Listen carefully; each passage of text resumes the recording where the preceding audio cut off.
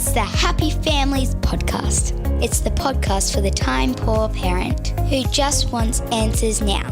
Last week on the Happy Families Podcast, I was talking with Dr. Lisa Damour, the author of The Emotional Lives of Teenagers. Part one of that interview is last Wednesday. I recommend that you head back and have a listen to it if you haven't already. It's just a delightful and really, what's the word? Insightful conversation about our kids and their emotions. In fact, you don't even need to be a parent of a teen to get a lot out of it. If you missed part one, you don't have to go back and listen to it before you listen to today's part two, although I would recommend it. In part two of our conversation, Lisa and I have a chat about the emotion of shame and what it does to our teens. Yeah, shame's really dangerous. I will tell you clinically, whenever I've been working with someone, working with something, and it just like it won't move. We're working on an issue or a challenge. What I've always discovered at the bottom of it was shame. And shame's like this tar that just drags people down. It's really, I'm not being very clear, but just in terms of what it feels like clinically. So shame, different from guilt, right? I think it's helpful to make that distinction. Guilt is criticism about what somebody did, right? And teenagers do dumb things, right? So you can be like, you said you were going to walk the dog. You did not walk the dog. A little healthy guilt about that would be a great thing, right? I mean, that's valuable. That is how emotions help us grow. Shame is criticism about who someone is. And I think that the way a parent could get there is to say, what's wrong with you that you didn't walk the dog? So it's the same issue. The dog didn't get walked, but two very different takes on it. And it's that what's wrong with you, or you're somehow there's some fault in you that is intrinsic and global and lasting, and that explains whatever you did that I just didn't like. So it's dangerous because what it does is it puts kids in a horrendous position. I mean, it's horrible to be given the impression that one is somehow broken. There's something fundamentally wrong. And so what happens psychologically for anyone put in that position, but certainly a child or a teenager, is they're like, oh my gosh, I'm broken. This is a horrible feeling. The only way out of it is to assume that the person who's saying it is wrong, that they're broken. I'm not broken, they're broken. And that's why they would say such a thing to me. Now, the person they're thinking about is their parent. Nobody wants to feel like, in the whole wide world of the parents I've got, which is very small, I got these one or two, and this is the hand I'm dealt, I got a broken one, right? That's not a good feeling either. So it just backs a kid into a horrible corner. Either I'm broken or you're broken. That's just not where you want to be. So it's always better. You can get mad at a kid, and kids do dumb things. That's I'm not going to say kids don't make mistakes, but if one can approach it from the side of, dude, it is not like you to not take the dog out. What is up? Right? To really couch those criticisms, they can be criticisms, in a generous assessment that this is a good kid who did a dumb thing. And to get that good kid thinking about why they did the dumb thing, as opposed to trying to shame them into submission. I love the way you describe that. My sense as I'm listening to you talk is that, we can inadvertently do this, right? We can say something that feels completely innocuous, and our child can internalize it and interpret it as something that is a slight on their character. It's a mark of deficiency against who they are. And even as I'm thinking through that, it strikes me that an adolescent's sense of self is fragile. They rely so much on our, I want to say judgments, but we're trying not to be judgy, right? But they do rely on our perceptions of them to form their sense of self. Yeah, no, they're very attentive to feedback from the world. They're very anxious about themselves.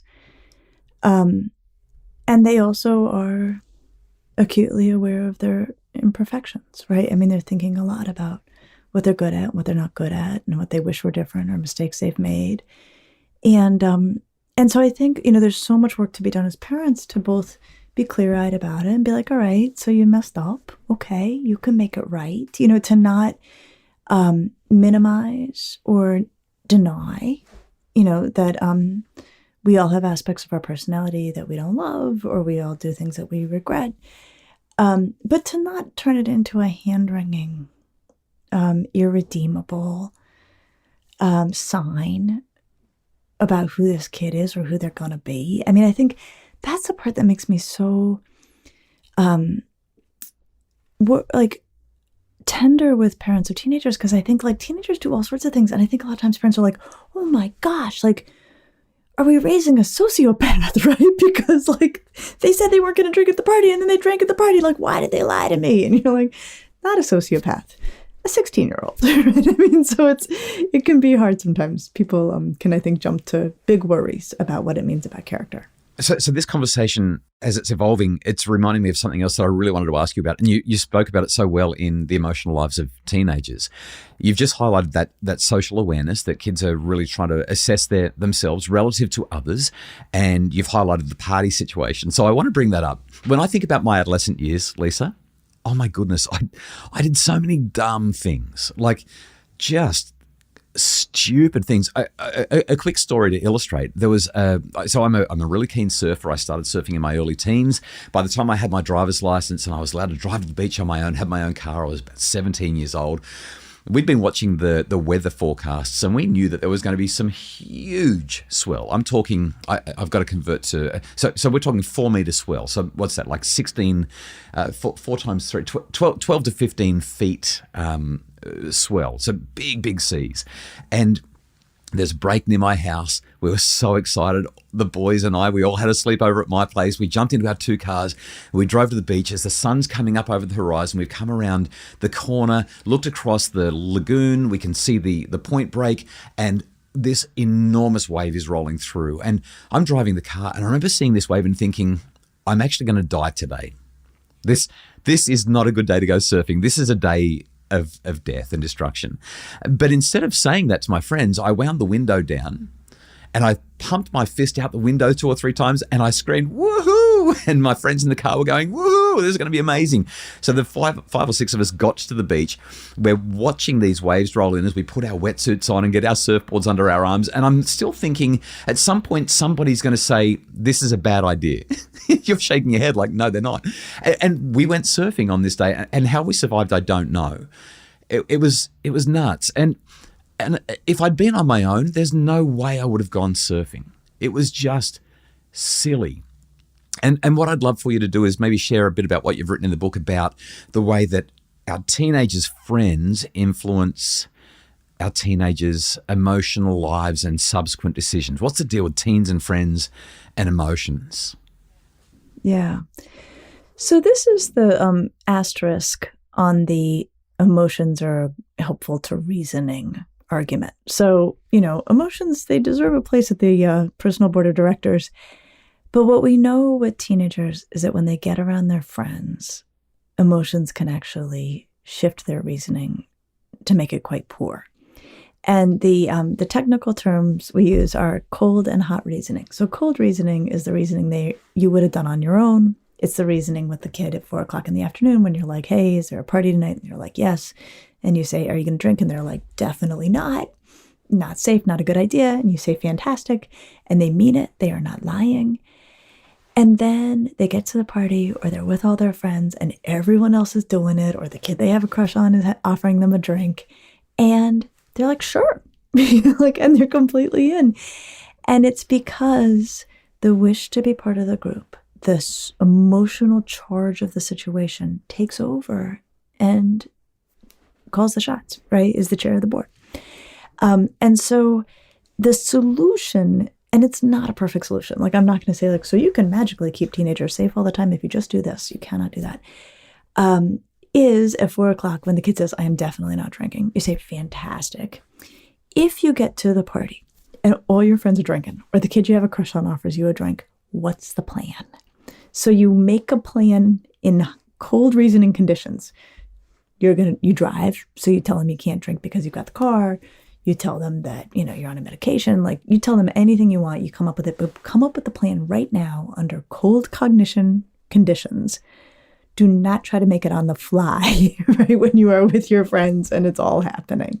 the planning thing doesn't just work for the party. The planning thing works. So in our home, we have a system. Every Sunday, we have a family meeting. It only takes 10 or 15 minutes, but we want to make sure that our family is improving and that we're functioning well. And so we have this family meeting where we talk about what went well, what didn't, what are we going to focus on this week. And what we've discovered is when we go through that process with the family, we're really good at identifying what's going well, and we can put a pretty darn good list together of what hasn't gone well this week as well. The kids are pretty attentive to what's not working. And then we'll pick one thing to work on for the next week because we really want our family to do well. But if we just walk away at that point, all right, we're all going to work on being nice to our siblings this week. And then we walk away and say, meeting's done. Nothing happens. But when we go through the process of saying, all right, how are we going to do it? What accountability measures will we put in place? Or what steps are we going to take to make sure that happens? It makes all the difference in the world. Mm-hmm. And it's that planning, that planning that you've just described in the cold light of day when emotions are way, way down. Yeah. Lisa, I know that our time's starting to draw to an end. There's a couple more questions or points that I want to draw from your book because it's just so valuable. I love how you talk about perspective and being north of 35. So in the book, you're just talking about how... Well, I use a metaphor that I call the ladder of life. I have this conversation with my kids when they want to do something dumb or when their emotions are really big. I'll say to them, you know what? You're 15, you're 16, you're 18, and you've just climbed 18 rungs on the ladder of life. And the view is spectacular. The view's never been so good from the 18th rung. Guess what, kiddo? I'm just about on rung number 50. And I'm not as close to the ground as you are. I can't see what's immediately under the ladder like you can anymore. But my view is pretty darn expansive compared to being 18 rungs up. Your commentary around being north of 35 is, I guess, very much along the same lines. Yeah, that's a great metaphor. It's so perfect. I think the thing about the neurology of adolescence is it's hard for them to maintain perspective, especially when they're upset, that their emotions are very, very powerful and their emotions can override their very good reasoning more than is true for people who are ages 24, 25, and then certainly older than that. And I have memories, and I'm sure you do too, of being a teenager and maybe a bad day or some, difficulty and feeling horrible and feeling sure that would last forever. Not being able to imagine being able to get through or past that. And that is a very uniquely adolescent experience, right? That of just feeling really lost in an emotion. And so when our teenagers are upset and they really are spinning in that place where they just can't seem to get past it, or they just are really sure that it's, as bad as it feels right now is how it's going to feel forever, it's sometimes really helpful to do one of a few things. One is to just say, look, I know how horrible this feels right now. I promise you, I'm 52 years old. I have seen a lot. I really do think you're going to get through this, right? I mean, not a lot, but it's a vote of confidence, and that can be valuable. Another thing, and this comes from some really cool research that I cite in the book, is you can say, if your friend was going through this, what would you say to them? And just that act of saying, oh, well, I would tell her, it's not that big a deal, and it's going to be fine, or find out what the teacher, they can immediately switch gears and find that part of their brain, really. And then the other, and again, using these judiciously, I think, is to say, how do you think you'll feel about this in a week? And even that, for a lot of teenagers, they'll be like, well, in a week, it won't be that big a deal. And we have research showing that instantly actually grants some emotional relief. Yeah, I love that. I love that second one. I use that one on myself all the time. When the kids are driving me crazy, I think, what advice would I give somebody else about this situation? You don't have to be a parenting expert to do that, but I don't know if you've ever done that to yourself. I think I do more the how's this going to feel in a week? It's just because I can get oh, it's such a big deal. It's the end of the world. And I'm like, not really, Yeah, I love the perspective. Is that from Ethan Cross? Yeah. And his great work. I love his work. Yeah. Okay. So I have two more questions. One of them is a very, very big question. The other one's pretty short and tight. Okay. But before we get there, I'd love to do a rapid fire round with you. Just 8 or 10 really quick questions, 1 sentence answers, whatever comes off the top of your head. Are you up for that? Absolutely. All right. What's the best parenting book that you've read? Not yours or mine. I love The Magic Years by Selma Freiberg. It's a classic. It's for young kids. What's the hardest mental health challenge that you regularly face with your clients? They're coming in and seeing you in your offices. Avoidance. Using avoidance to manage anxiety. Very, very sticky and much worse post-pandemic. Wow. Your biggest personal, Dr. Lisa Damour, emotional trigger. What sets you off? I can feel pretty swamped by work. I can get pretty overwhelmed and feel like I'm never going to get it all done and get really anxious and feel frustrated that I'm not making the kind of headway that I wish I were. Yeah, can relate to that. What's the one thing that you think will turn things around regarding the current adolescent mental health crisis? If there was a silver bullet, what would be the closest thing to that? We know what it is, actually. It's strong relationships with caring adults. That is the single most powerful force for adolescent mental health. So glad you said that. Let me ask you, is social media to blame for mental health challenges in our teens? If it were the only explanation, I don't know what I was doing for the first 20 years of my career. Okay, very good. I love that response. Here's what we know. It can be really problematic, and it can be really problematic if kids are looking at harmful content or if social media is getting in the way of what we know is essential for healthy development. Sleep, in-person interactions, physical activity, helping others. So it's a double-edged sword, and we got to watch out for the dangerous side of it. Okay, thank you. 3 more. What's been your favorite age for your children to be? I mean, you've raised one to adulthood already, and another one is entering the adolescent years. What's been your favorite age? I love 14-year-olds. They are such goofballs, and they are so philosophical, right? And they get, on either side of that, they're more goofball-y and more philosophical, but 14 for girls is where it all goes. Like they're equally, in equal parts goofy and philosophical. And so many people are rolling their eyes right now saying, 14, how could you say 14? But I love that. I love that. I have a daughter who is 13 right now, and we just delight in her. Super sensitive, so much emotion, Lisa, but so much fun. What psychological finding or research has influenced your work with teens the most? This is going to seem so boring and basic. The research on the impact of sleep on emotion regulation. That teenagers need about 9 hours of sleep a night. As soon as they're getting less than that, they are more irritable, more reactive, more anxious, more prone to suicide. I mean, like everything hinges on a good night's sleep. And so those findings that are so clear about how powerful sleep is have really shaped my clinical work so that I start by assessing how a teenager is sleeping before I do anything else.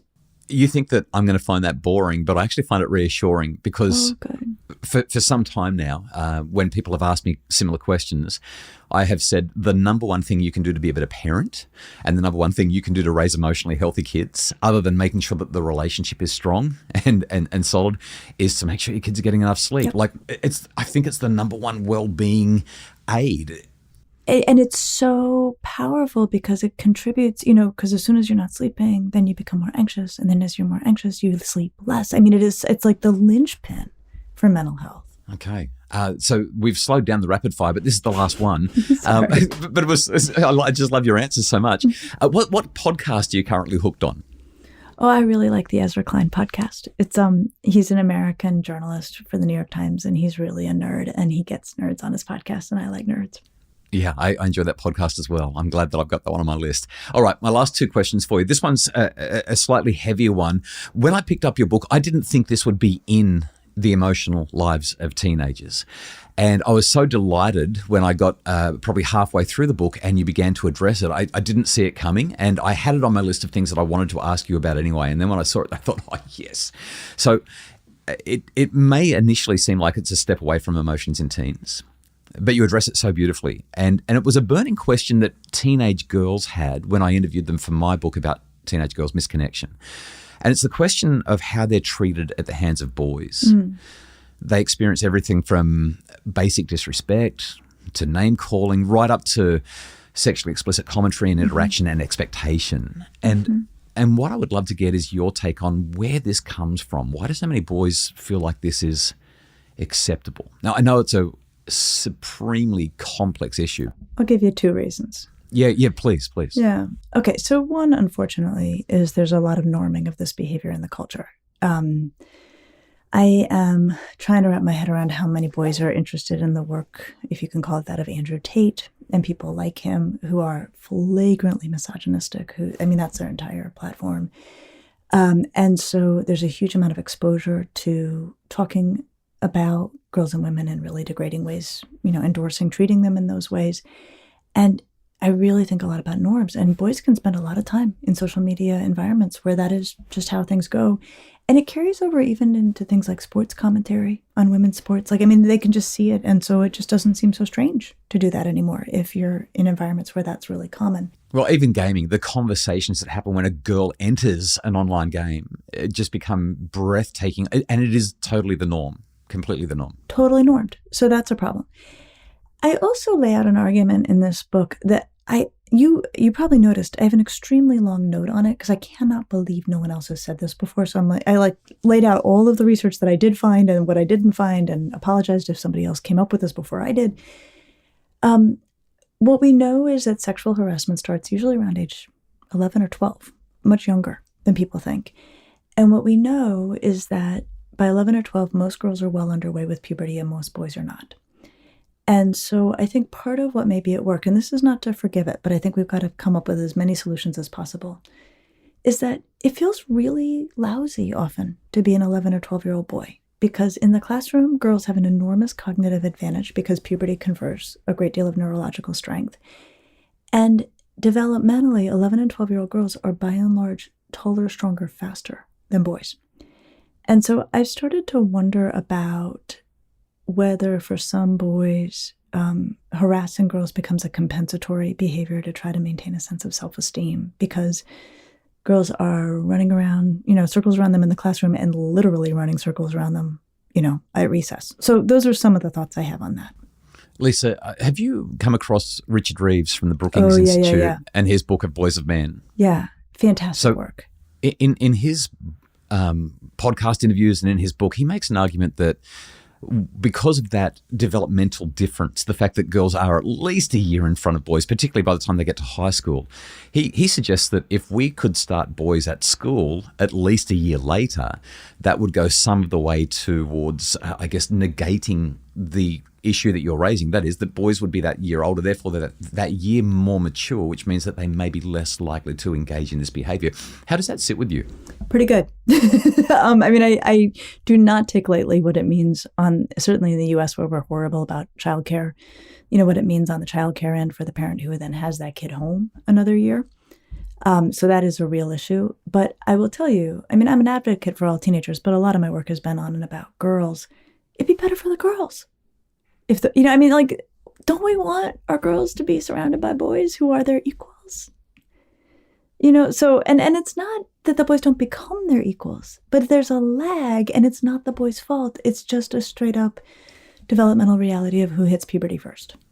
Yeah. Okay. So your main thesis is it's modeling from the broader society, and particularly from the online communities that our boys are involved in, and it's also a compensatory response because boys just feel inferior. The girls they're more intelligent, they're more regulated, they're more mature, they're developing earlier. Yeah, they're stronger. They're able to outrun those boys, and it shifts at 13, but it's very prominent at 11 and 12. And so much of their masculinity identity is tied up with their ability to be strong. Yeah, and not get beat by a girl. And so, it's a tricky time for boys. I really have a great deal of empathy, for in the U.S. it's, 5th and 6th and 7th grade boys. I would not want to be them, I think. Last question for you, Lisa. And this has been such a delightful conversation. I'm so grateful for it. We've talked about the emotional lives of teenagers, and we've covered a lot of topics.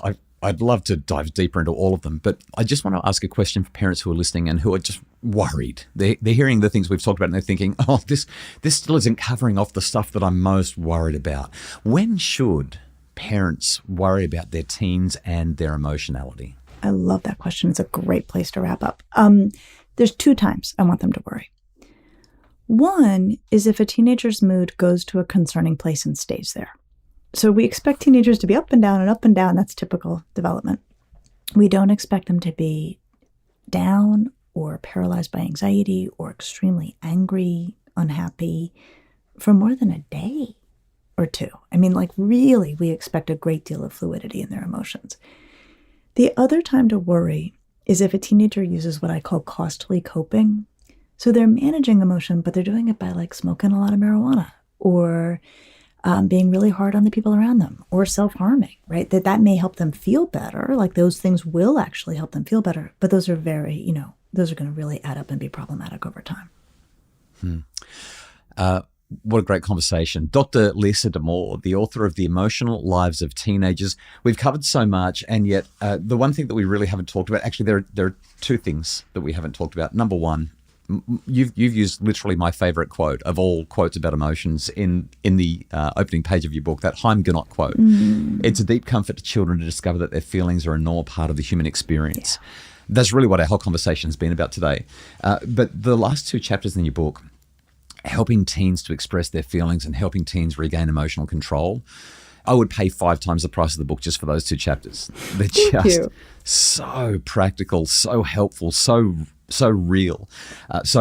Folks, The Emotional Lives of Teenagers, Raising Connected, Capable and Compassionate Adolescents by the wonderful Dr. Lisa Damour. Go out and grab a copy of it. It is just a fabulous book. Lisa, it's been so good to talk to you. Thank you for your generous conversation. Thank you so much. It's just such a pleasure.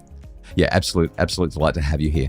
The Happy Families podcast is produced by Justin Rowan for Bridge Media. Craig Bruce is our executive producer. And if you'd like more information about Lisa's book, you can find it in our show notes or just Google it. You'll find Lisa wherever you need to. And check out her podcast, Ask Lisa, for really thoughtful advice on how to help raise teenagers and kids of all ages, in fact. And also check out my Facebook page, Dr. Justin Coulson's Happy Families, for more.